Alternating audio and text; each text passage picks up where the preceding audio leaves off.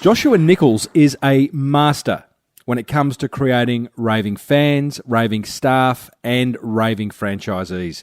And as a result, his electrical franchise business is a raving success. I tell all my franchisees that you can take my whole business off me tomorrow and I can go and start any business in any category, whether it be a hairdressing salon, whatever it might be, and have the same success, because people get lost in what they do is going to grow a business, which couldn't be further from the truth. It's the award-winning Small Business Big Marketing Show, thanks to American Express. Well, I said, welcome to a Small Business Marketing Show, where successful small business owners share their souls to take your marketing straight to the lead. Now, here's your host, Mr. Timbo Reid. And welcome back to your weekly dose of marketing tomfoolery. I am your host, Timbo Reid. You, infinitely more importantly, you're a motivated business owner and you are ready to crank out some great marketing to build that beautiful business of yours into the empire it absolutely deserves to be. Today's 433rd episode is made possible thanks to American Express, and to see how your business expenses can reward you, I suggest after the show, Google Amex Business. I think you'll be pleasantly surprised at what you can do with Amex and your wonderful small business. Big show today. We are revisiting one of my most popular interviews. It's a chat I had with Platinum Electricians founder Joshua Nicholls. Now, if you haven't heard it, then you're in for an absolute treat. Pen and paper at the ready. If you have heard it, then I suggest it's time to hear it again. I'll tell you why shortly. Plus, I have a rant about a negative customer experience I had recently, and names will be mentioned. And this week's jingle of the week is going to send you troppo. As per usual, team, there is marketing GOLD dripping from the ceiling over here at Small Business Big Marketing's HQ. So let's get stuck right in. Now, having interviewed over 430 successful business owners over the past 9 years, I'm often asked which has been my favourite interview. Well, that's a hard one to answer. It's kind of like, which is your favourite child, you know?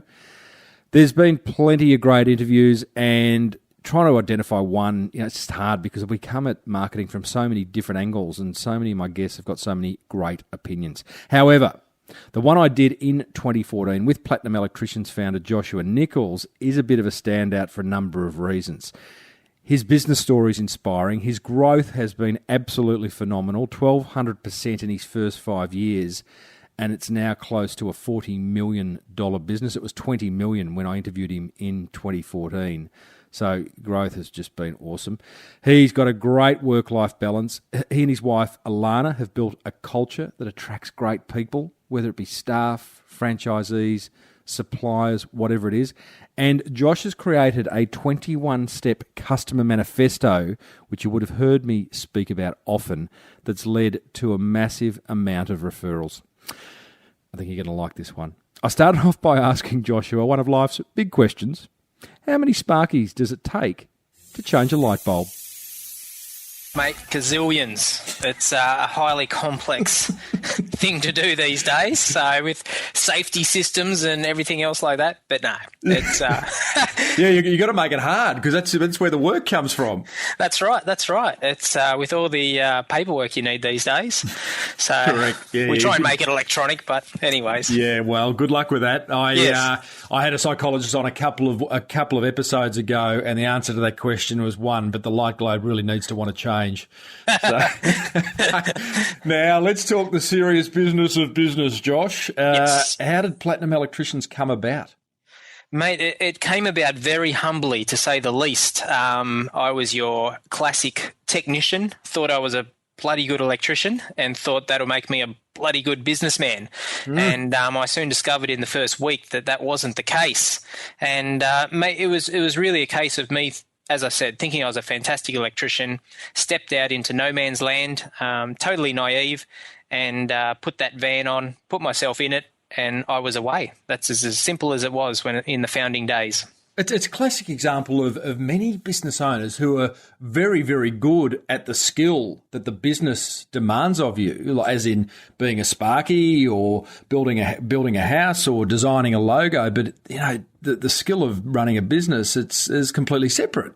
Well, that's it. You, as in the trades business that I am, being an electrician, you spend 4 years to train to be an electrician. But when it comes to business, which is one of the most probably important things, and where you're putting everything on the line and risking your house and everything else, you have the ability to get into it with zero training. So it's quite bizarre. So you've come out of college. You're a qualified electrician. You have gone and you've started doing what you do best, and then you've realised the running of the business is tough. So What did you do?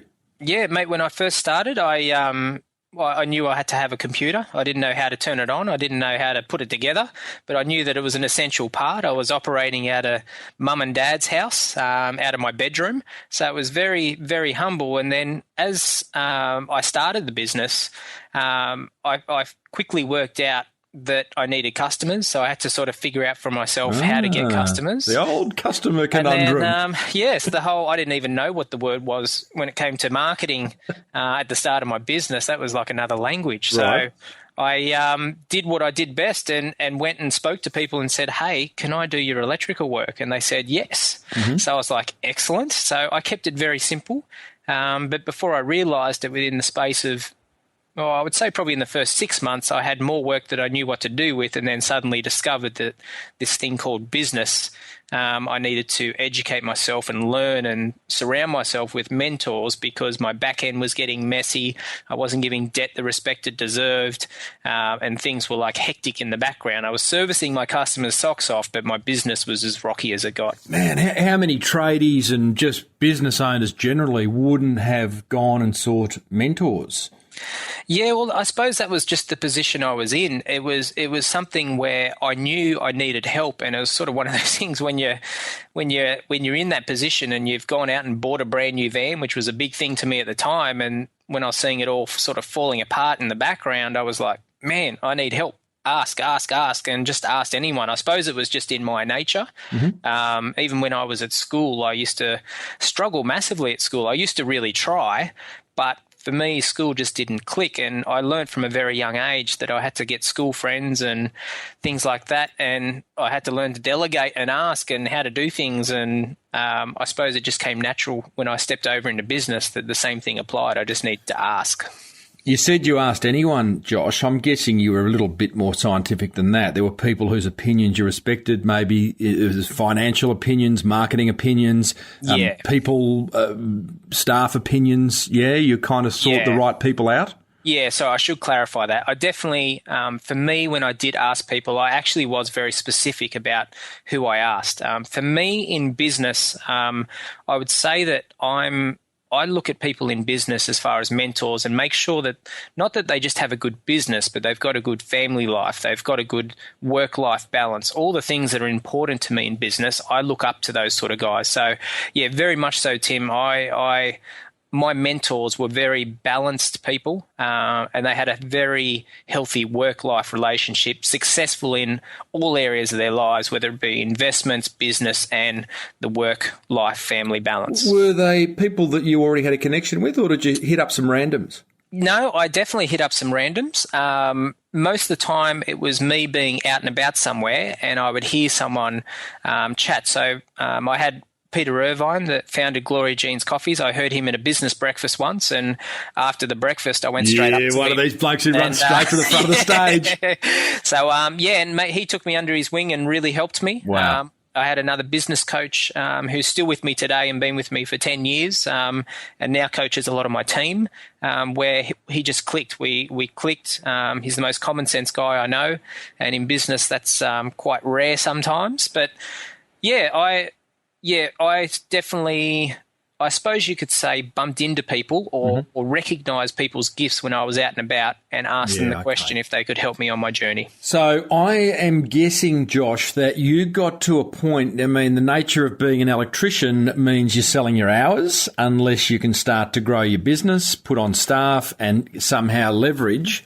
6 months in, you said you had no shortage of clients. Yep. Where was the turning point for you? And I know that you franchised 7 years into starting a business. We'll talk about that in a minute. But where was the turning point or that bit of advice that took you from selling your hours into starting to build, I'll call it an empire? Yes. Okay. So I love that word. Yes, mate. I got to the point where I got to around the 4 to 5 van mark, and in the trade business, 4 to 5 vans is at that point where you can't really be on the tools anymore. You're struggling to be the technician and you're struggling to be the business owner. You're sort of in no man's land. And I was at this business breakfast that I just mentioned, and I was running 2 phones at the time, so I had one on each hip.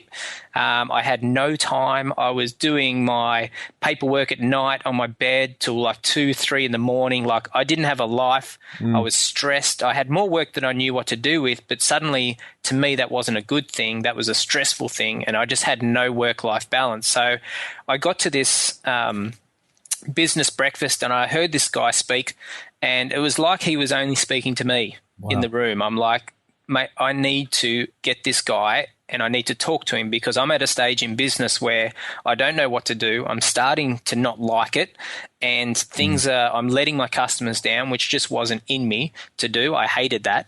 And I knew that something had to change for me to enjoy my business. I didn't, like, for me, if someone said that I would be where I am now, or 12 and a half years ago when I started, I would have fallen on the ground and started laughing. Like, it's a journey where it's just been one foot in front of the other and surrounding myself with good advice.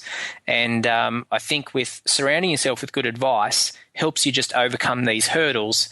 And I suppose for me, with the person that I surrounded my advice with, he was always drumming into me to leverage out of my business. You know how you're talking about, like, that guy, who was it? His name's Stephen K. Okay, so Stephen's, you're in this room of many and he's on stage and you feel as though he's talking to you. I've got this kind of theory that, you know, we can often hear as business owners or fathers or whatever, we can hear someone talk from stage and we can hear the same message 10, 20, 30 times. But then there's that one day or that one moment in your life where the stars align and that piece of information that you're being told, it's ready. You're ready for it. That your ground is now fertile for that seed. Yes, absolutely. Because I'm going to guess you probably heard what Steve said previously. Someone had said it from stage, or definitely. I would have read it. I would have heard it. Correct. I definitely. But there was just that timing moment where I was at a certain stage and he was speaking a certain topic, and I went, "That's what I need." So, what was the magic thing that Stephen said on that day to you? He was just talking about, again, leveraging out of your business, taking that technician hat off and putting the business owner hat on. It's a big one, isn't it? Like, I remember the first time I heard that, and it's like, oh, wow, all of a sudden, it's like, okay, so one to many. You mean I could be servicing hundreds, thousands of clients? Yeah, or for me at the time, it wasn't so much about growing my business. It was just getting my life back. So it was, to me, that was the biggest thing. And then as I worked more with Steve, then I realised, oh, hang on, this thing can be bigger, it can be better. And once I got the taste of not being on the tools and being the business owner, then a new lease of life came on me and a new lease of where I wanted my business to go. Is there a particular tip, Josh, that you can share with the listeners that allowed you to do that? Yep, I think, look, in business, it's always good to keep yourself accountable to somebody. So whether that's somebody that's been in business, I would say. But for me, the number one tip, surround yourself with good wisdom and keep yourself accountable. And keeping yourself accountable means telling someone that you're going to do something ahead of time. Correct.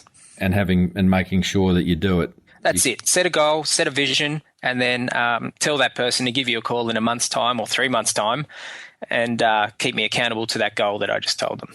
Is that a coach or could be anyone? Could be your wife, could be your mate? Yep, could be anyone. I always say if you've got a big enough why, the how becomes easy. So if you've got that big enough goal of what you want to achieve and why you want to achieve it, you'll hit the goals. Most people know what they need to do. And in this day and age, you've got the internet, that you've got information overload at your fingertips. So most people these days know how to go out and do what they need to do, but they just need to be kept accountable. Thanks to American Express, we're chatting with Platinum Electricians Joshua Nicholls. What's your why? Oh, mate, my why is this. I'm a giver.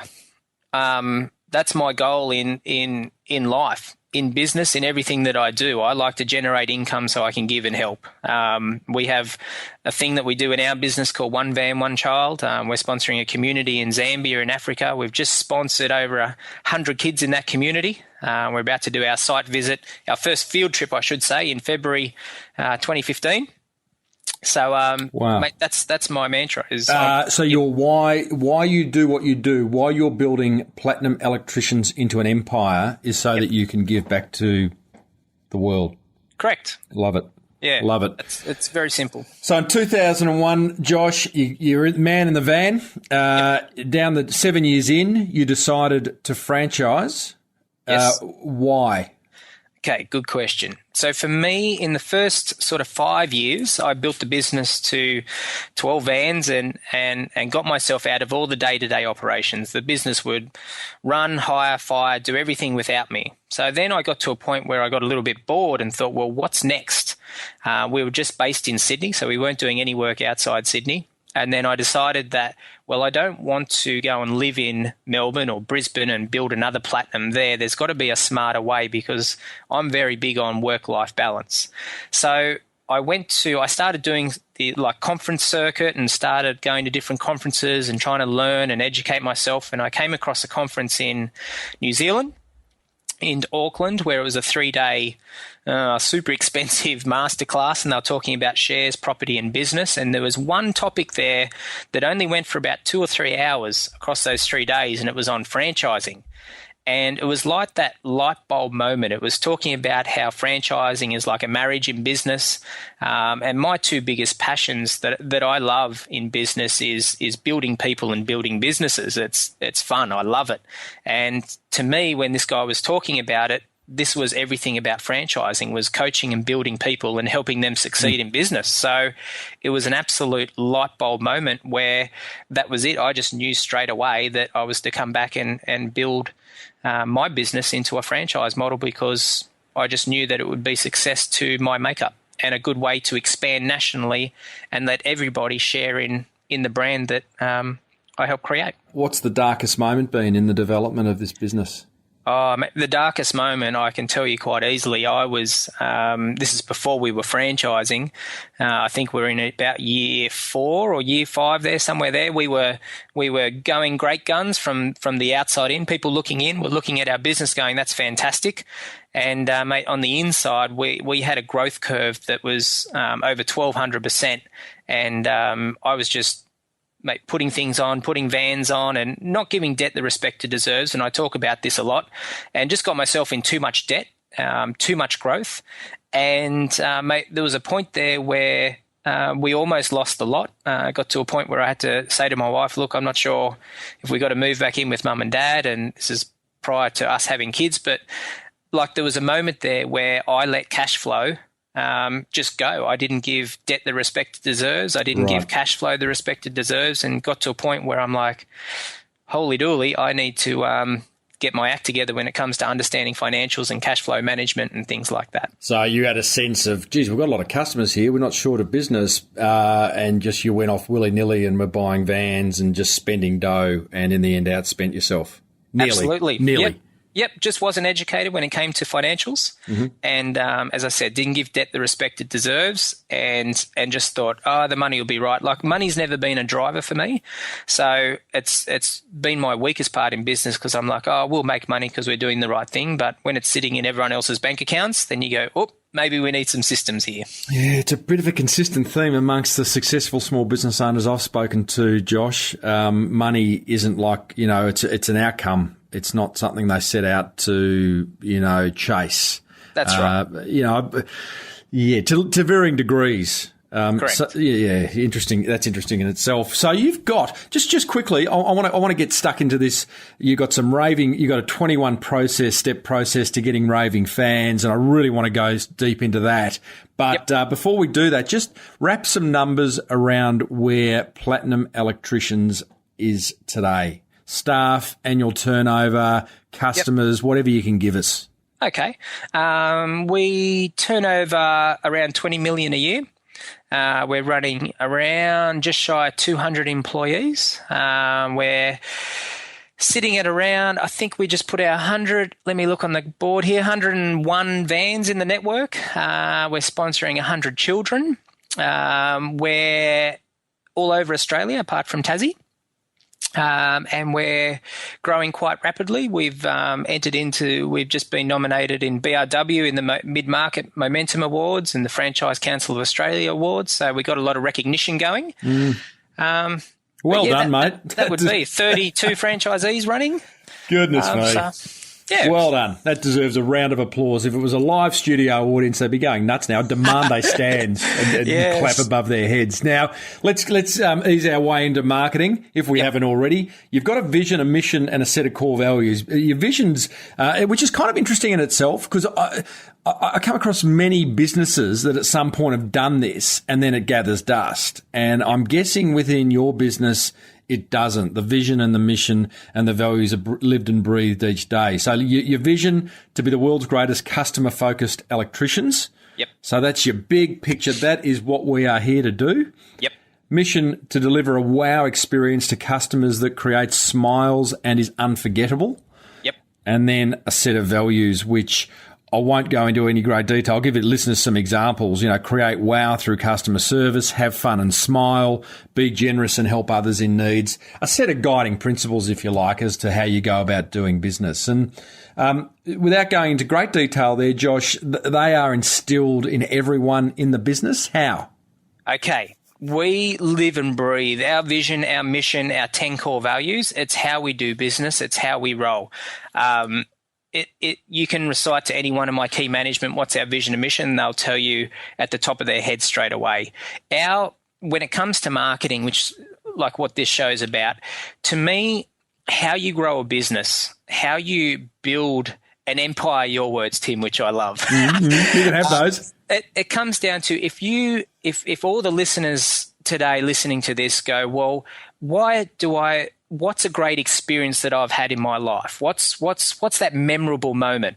And every single time it'll be an experience that makes them smile and that they can't forget about. So for me, whether it be a restaurant you've been to, whatever it is, building a business and growing a business, to me, all comes down to, one, are people going to stay loyal to your business? And two, are they going to refer you to their friends, family, colleagues, etc.? If you can hammer on those 2 points, then you're going to have a successful, thriving, growing business. So for me, in everything that we do as electricians, is how does the customer feel when we leave their house or when we leave their business?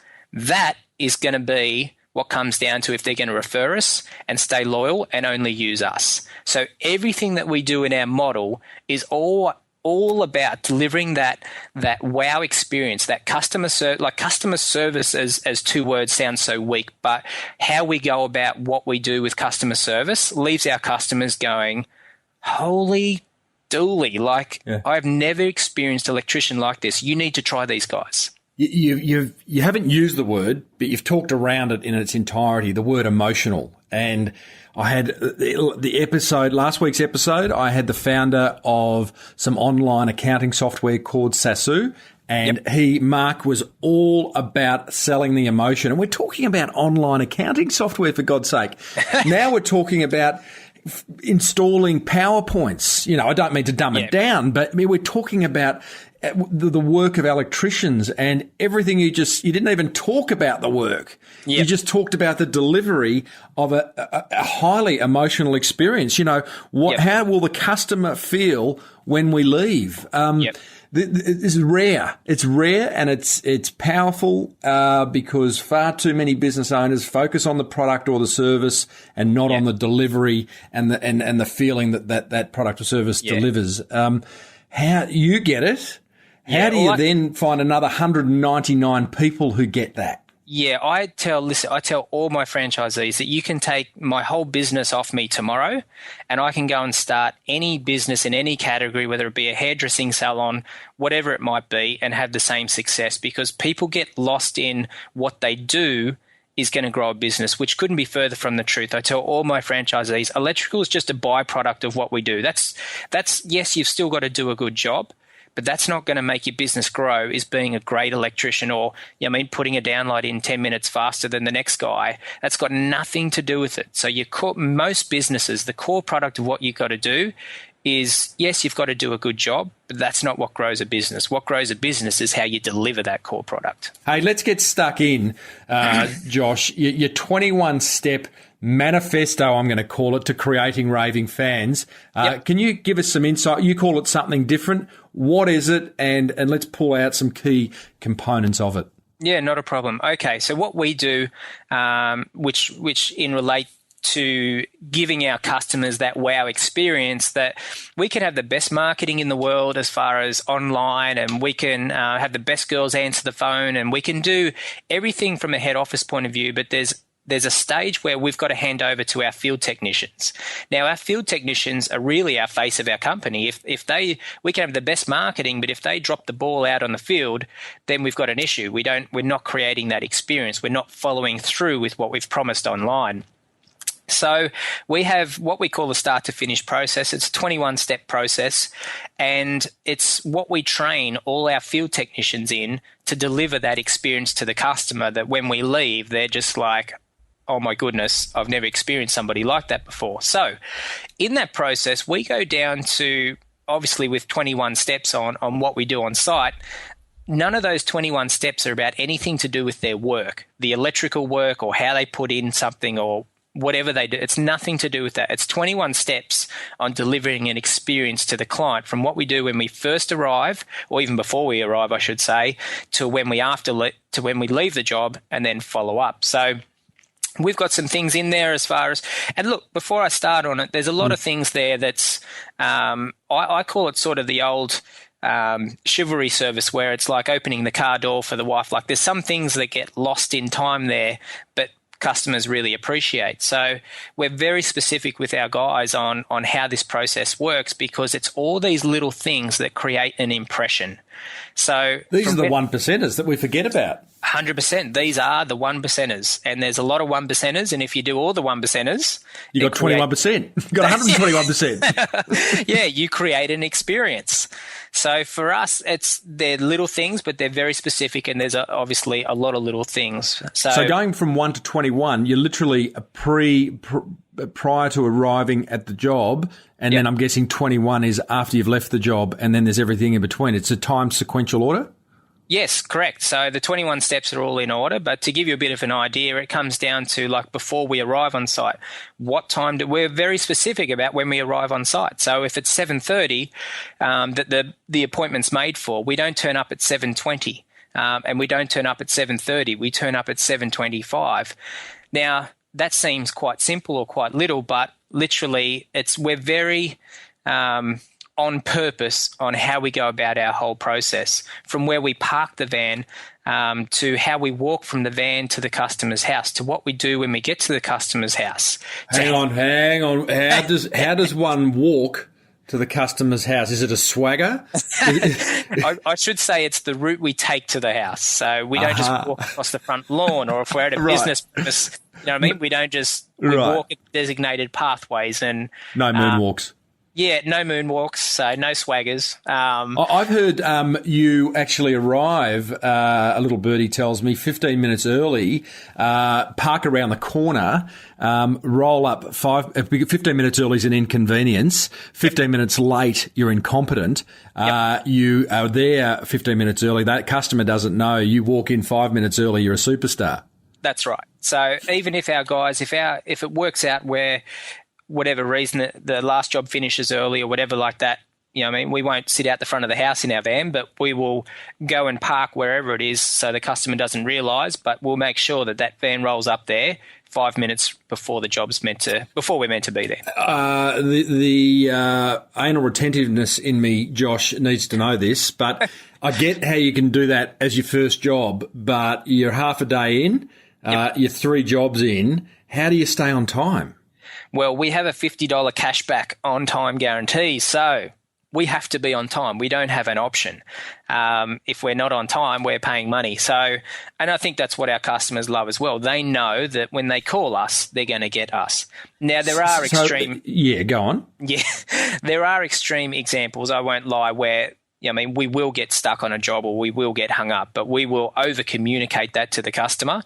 They will know well in advance, and then we'll be looking at compensating them, not just with money, but we like to laugh with our customers. We'll shoot them a couple of free gold-class movie tickets, or we'll really go above and beyond. So if that customer's left an extra 5 minutes or 15 minutes than when we said we were going to be there, they will be very happy that we're late because they're going to get compensated massively for it, not just in monetary, but just how we go about it. Customers know that we value them and that it's not something they know that we definitely couldn't have got out of, being 10 minutes late if that was the case. But it's very rare, and we schedule our guys with all those sort of capabilities in place that if something gets held up, we're still going to make our next customer on time. Give us some more of these little 21 steps, Josh. I'm fascinated. Look, before we even walk into the house, we put down a floor mat before we walk in. And on that floor mat, there's a cheeky little line on it that says, notice the difference. Before we walk in, say for a customer's house, we've got things that go over our boots. We've got dust busters in the van. We've got things that when we're on site, I say to the guys that if there's something there that's small to do that you can see that's an issue, we call it the freebie. So everyone loves a freebie. So if there's a light flickering or there's a switch that's a little bit broken, I say just fix it for nothing. That's and don't make a big hoo-ha in front of the customer. Just say, look, I noticed something that was broken there, and look, I just fixed it up because I'm fussy with that sort of stuff, and I've got authorization from the boss. Don't worry, it hasn't cost you a cent, but we just want to make sure that things are right in your house.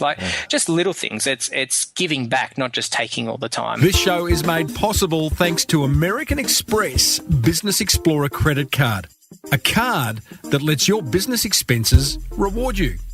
I asked Amex member Chris Gray, CEO of property buying business Your Empire, how he benefits from using his Amex. I use Amex for the whole of my business. Literally every single thing I pay in my business, even down to effectively my staff or my contractors and my rent at home, everything goes on the Amex card. Because with Amex, you get the most points for your dollar spent. And I convert those points into frequent flyer rewards points. I fly 10 or 15 times a year, only business and first class, including those beautiful A380 suites you get on Singapore Airlines where you get your own bedroom. And I fly for free.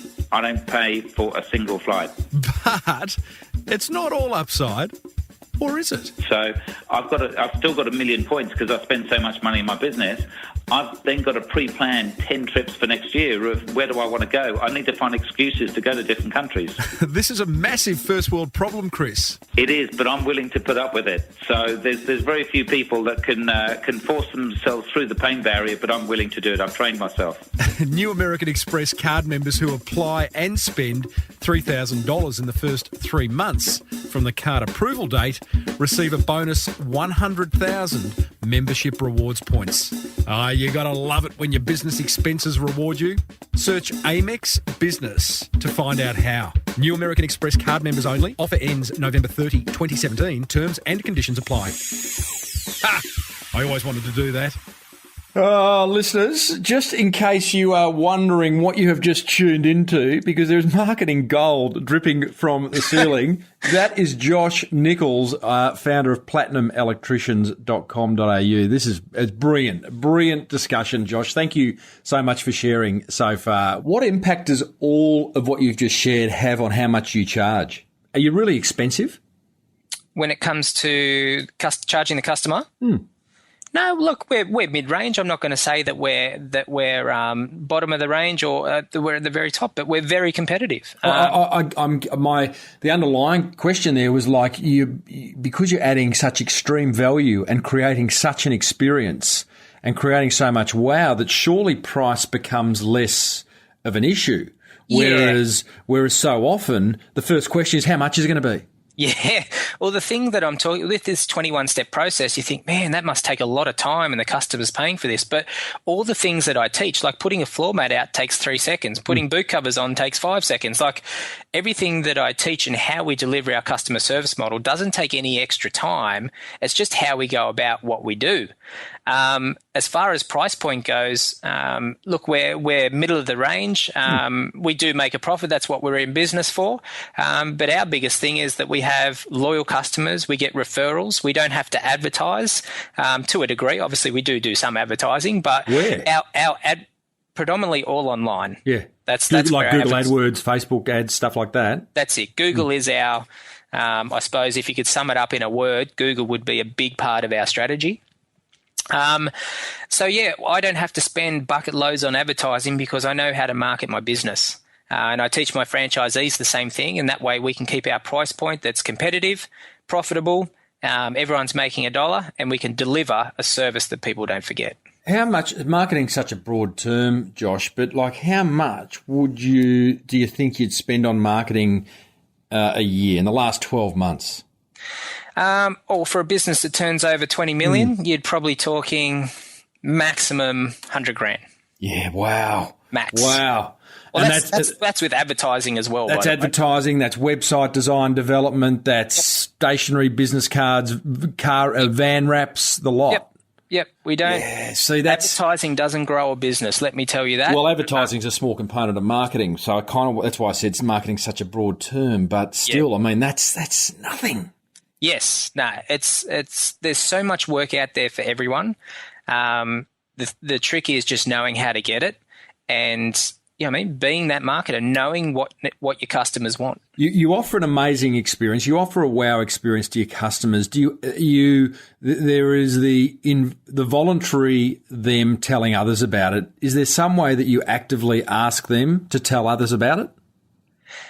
Yes, like that's part of our 21-step process where we don't sit there and ask for names and numbers, but we definitely say to the customer, part of our process at the end of our job is that, we make a joke of it and say, hey, make sure you tell your friends, or if you know anybody that can use our services or want to be wowed, make sure you pass on our details. We'd love to hear from them. We're growing our business and we'd love to help anybody that you know as well. So we end sowing that seed to tell their friends. And look, the biggest part of our business is referrals. So we're constantly sending our customers gifts and movie tickets and lots of different things that we do to say thank you. But that's a big part of our business. Every week there's stuff going out to customers to say thank you for the referrals. So have you got some kind of structure or levels of there's customers and there's customers. I mean, if you come to my place and fix a PowerPoint, I'm now a customer, I wouldn't be expecting to get a couple of gold class tickets, probably write off all the profit on the job. Yeah, look, it depends. We look at customers as a lifetime customer. We don't look at them as a one-off transaction. So if we know you'll always need an electrician in a residential situation, once or twice a year, you'll need it. So we know that we're going to come back to you constantly because of the service that we give you. We just know that you're going to be loyal to us and you are going to give us referrals. So when it comes to what we give, sometimes with the first job, what we give back is a lot of the profit in the first job, but we don't look at the one-off transaction. We look at the repeat side. Wow, then you create an expectation. It's like, geez, I just had these blokes come and put a PowerPoint in and I got 2 gold class movie tickets. I'm going to get them to come and put 3 PowerPoints in and see what I get. That's the experience though.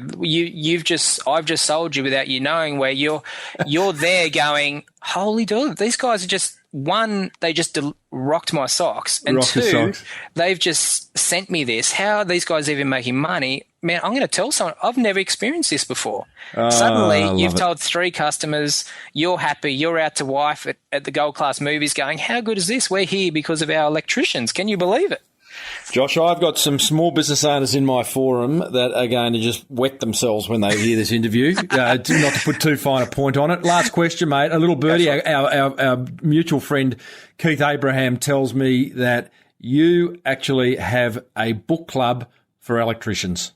Yes, listen, I'm big on education. I love, I'm a firm believer that you build the business owner and the business will just automatically grow. It's as simple as that. So for me, in what I said earlier in the interview is my passion is building people and building businesses, but the first step is building people. So with all of our franchisees, they receive a weekly thought off me every week of what I'm thinking. It's raw and it's exactly where my head's at. But I also have the book club where all of our franchisees are on a book club, whether they want to do it audio or read a physical book. But yeah, the books that we give them, we try and get through a book a month, so 12 a year. And look, some of our franchisees have never read a book since primary school, but they get into it because they see the benefits it has to their business. So all the books that we give are on the customer experience. It's about marketing, very specific to the journey that we're on, because with our franchisees, it's all about growing their businesses, them not being technicians. Well, I suppose I should say this now. Our two biggest things for our franchisees is this. One, get them off the tools. Two, get the business to work without them. Mate, I'm going to leave it there, Josh. I am humbled by some of the things people share on this show, and you have been no exception to that. I'm excited by the kind of marketing you've talked about. There have been light bulb moments for me. There have been sparks flying. Not to put too fine a PowerPoint on it. No, all good, mate. I appreciate your time, Tim, and it's been good chatting with you. Good on you, Josh. Thanks, mate. Well, there you go, team. Joshua Nicholls, the founder of Platinum Electricians. I hope you enjoyed it. If it's the first time you have heard that chat, I hope you doubly enjoyed it. If you've heard it for the second, third, fourth time, you won't be the first. Now, I can't say I didn't try to get that 21-step manifesto out of Joshua, but I get it. He's protecting his IP. I think he gave enough. Hey, be sure to hang around after my top 3 attention grabbers as I get on my high horse for a bit of a rant about a negative customer experience I had recently with not just one, but a number of businesses. But first, my top 3 attention grabbers from that chat with Joshua Nicholls, thanks to our good friends at American Express. Attention grabber number 1. Identify people you admire and ask them if they can help you on your business journey. Just don't be an asshole. You like my asshole little kind of analogy there?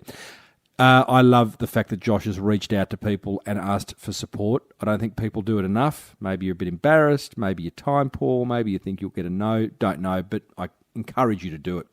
Attention grabber number 2, put in place a customer manifesto full of little experiences that make your customers smile, refer you to others, and remain loyal for a very long time.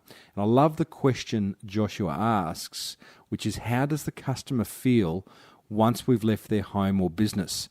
He instills that in all his people, and it is a wonderful, wonderful thing to ask yourself as a business owner, because once you've got a customer feeling positively predisposed towards your business, then you have created a brand and you've probably got a customer for life. And a customer manifesto is a great way to do that. And attention grabber number 3, love your employees by putting on great conferences, away days, training, awards nights, even just by simply being available to them. Josh is a master at doing that. I've been lucky enough to MC the last 3 conferences that Josh has put on. I know the Platinum team really well, and it's just a really strong culture. And it's a lot to do with, it's all about from the top down at the end of the day. Josh is very accessible, loves his people, and it shows.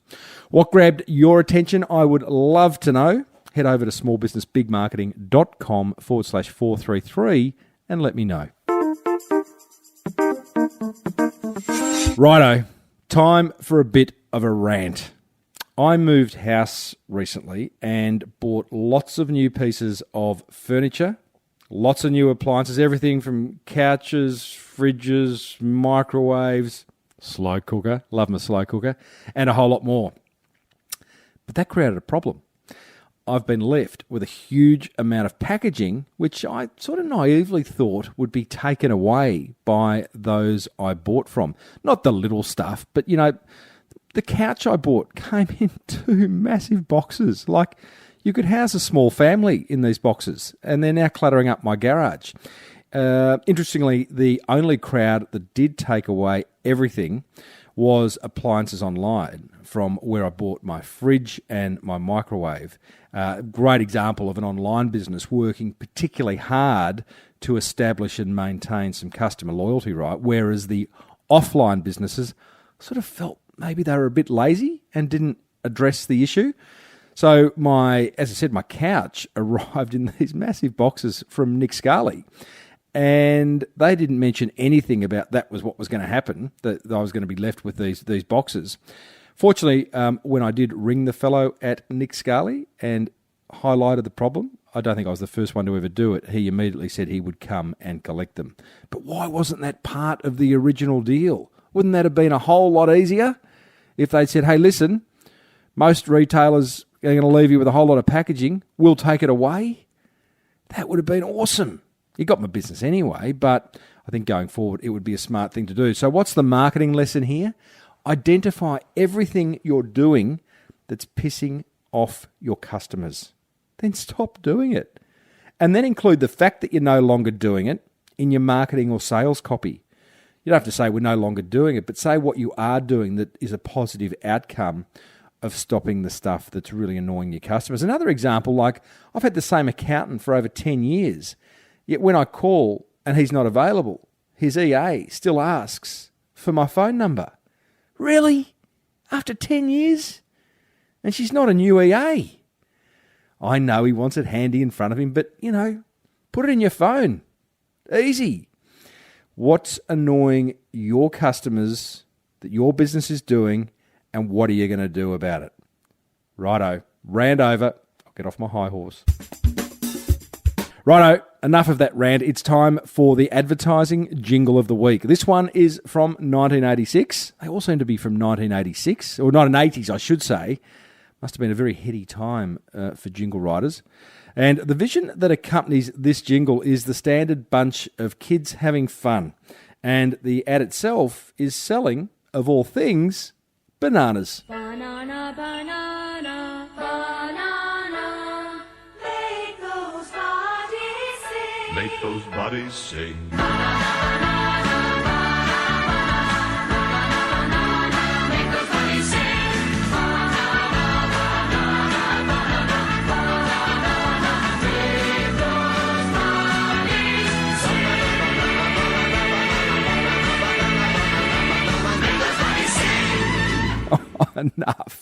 Enough. Some jingles you just don't need to hear too often.